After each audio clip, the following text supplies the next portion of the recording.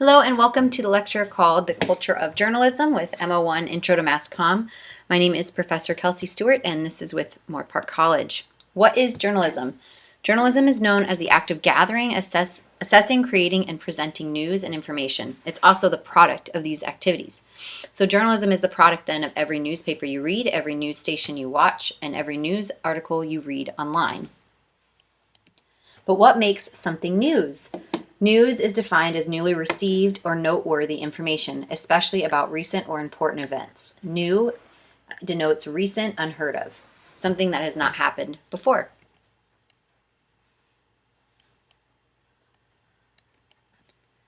We have characteristics of news.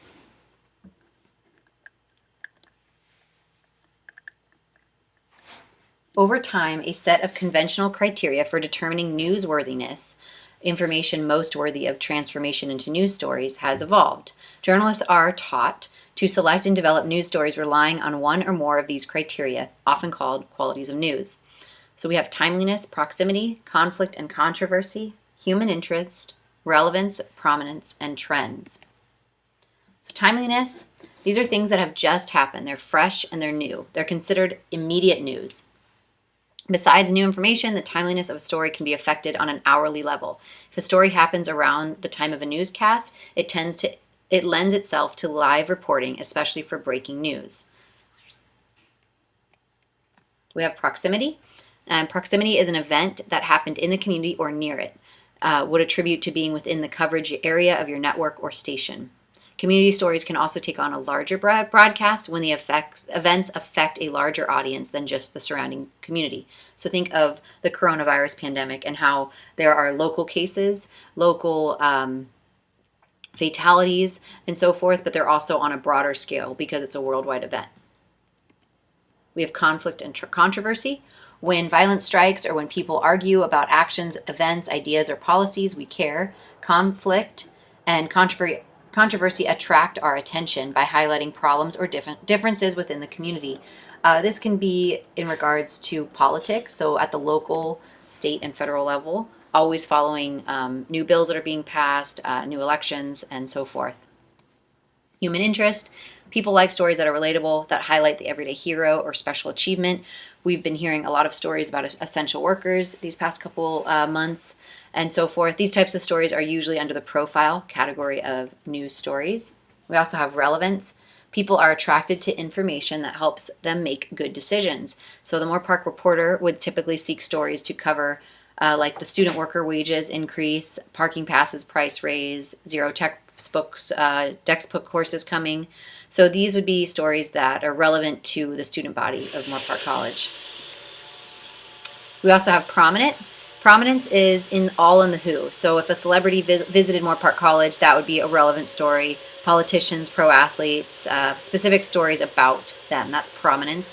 And those would take on a proximity as well if it was a nationally recognized hero or athlete or celebrity of some point that came to Moore Park College or somewhere in the community. Lastly, we have trends.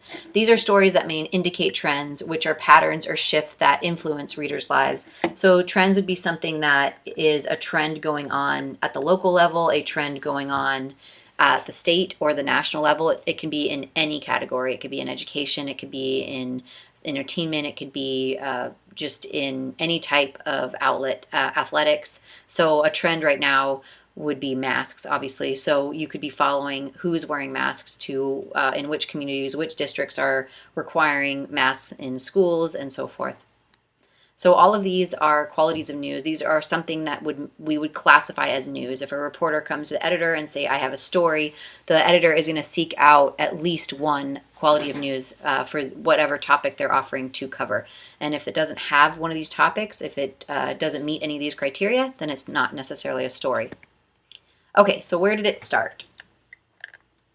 The earliest known journalistic product was a news sheet circulated in ancient Rome, said to date back to 59 BC. They recorded events such as public speeches and so forth. So that's the earliest known journalism product. The word journalism was taken from the French journal, which in turn comes from the Latin journal or daily. So journalism technically means daily.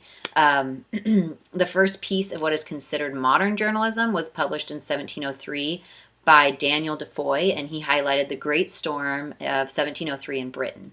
Just 6 years later, a news and gossip publication in the UK was called The Tatler was created.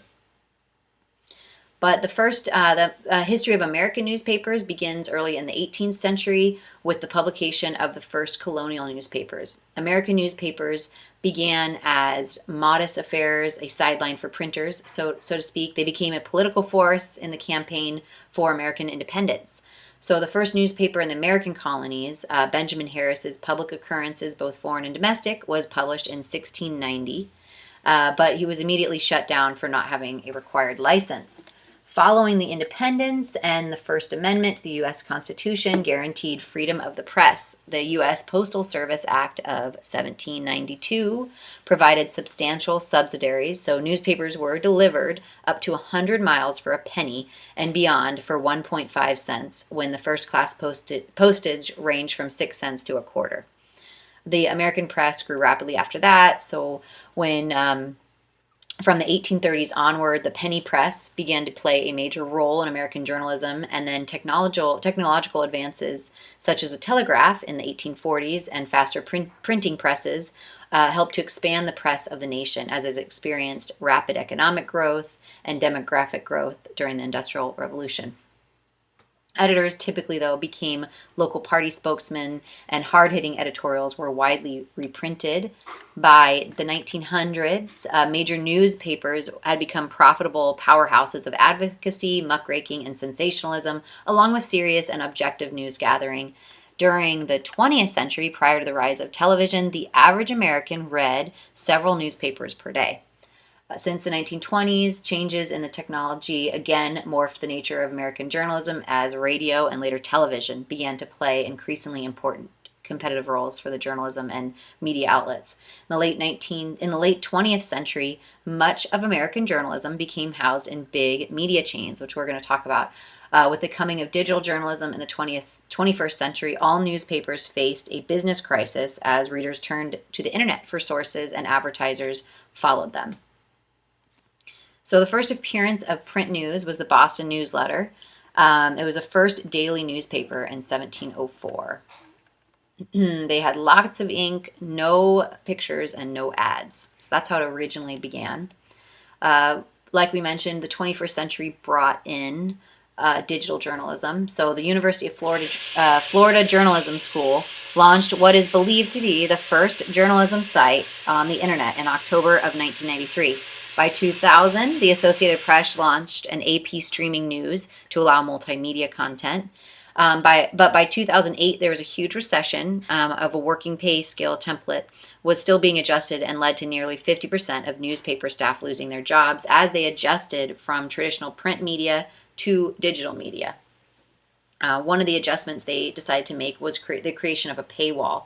So as the LA Times, that was strictly print, as they moved towards a completely digital paper, or they offered a daily digital newspaper, with the creation of a paywall, they were able to still bring in an income. So a paywall is a method of restricting access to content via a purchase or paid subscription. Many of you are already familiar with that and probably subscribe to a few newspapers. So beginning in the mid-2010s, newspapers started implementing these paywalls on their website as a way to increase revenue after years of decline in paid print readership and advertising revenue, partly due to the use of ad blockers. So beyond paywalls, newspapers also obviously have advertisements and so forth streaming on the outer edges of their site and within their stories in order to create revenue for their stories.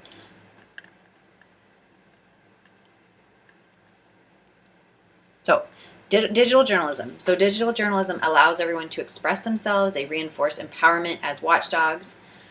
So everyone is able to have kind of a say with digital journalism. It's not just a certain company that has to hire a journalist that journalist is then able to get their stories published.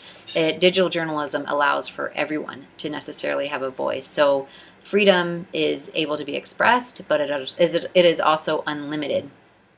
So how do we input what we read? When you are reading the paper online, where do you get your news from? These are things we're going to talk about when we go into our media convergence series and our media control series. But in the essence, the big six still control what you watch and read. If we look into, we have six major companies right now that still control everything from print, digital, broadcast, television, everything. Actually, GE Comcast, so this is General Electric media related holdings. They include a minority share in television networks like NBC, Telemundo, Universal Pictures, 26 television stations in the United States, and cable networks, MSNBC, Bravo, Sci-Fi Channel. GE also owns about 80% of NBC Universal.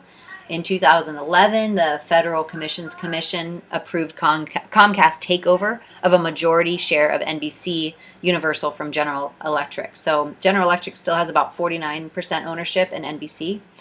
We also have the Walt Disney Company. So the Walt Disney Company owns the ABC television network, cable networks, including ESPN, the Disney Channel, and A&E and Lifetime.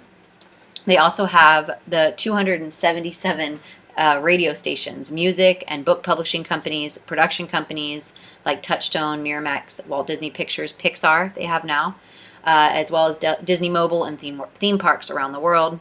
We have the News Corporation. They include mainly Fox Broadcasting Company. So cable networks such as Fox, Fox Business Channel, National Geographic, FX. Print publications include the Wall Street Journal, the New York Post, and TV Guide. Magazines such as Barron's, Smart Money, book publisher HarperCollins, which we learned is huge still. Film production companies include the 20th Century Fox, Fox Searchlight Pictures, as well as numerous other websites, including MarketWatch, Non-Media Holdings, and so forth. Then we have Time Warner.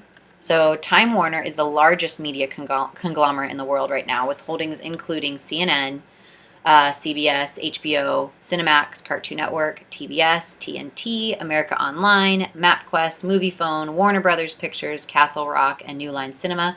More than 150 magazines, including Times, Sports Illustrated, Fortune, and People.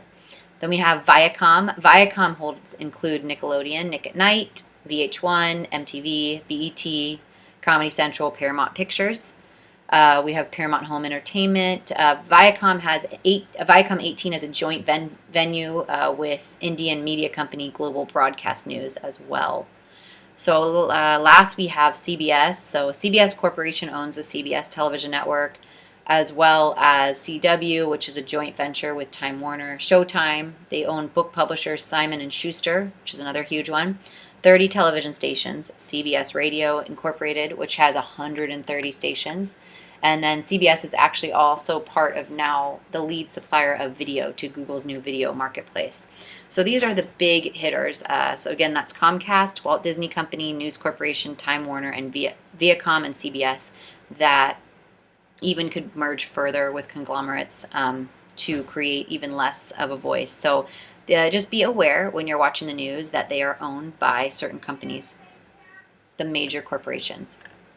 So newspapers are the mass media that best fits the surveillance function, as we learned about. So the newspapers were birthed to inform and report for the public. They are the watchdog, the fourth branch of government. That was their essence and how they got created.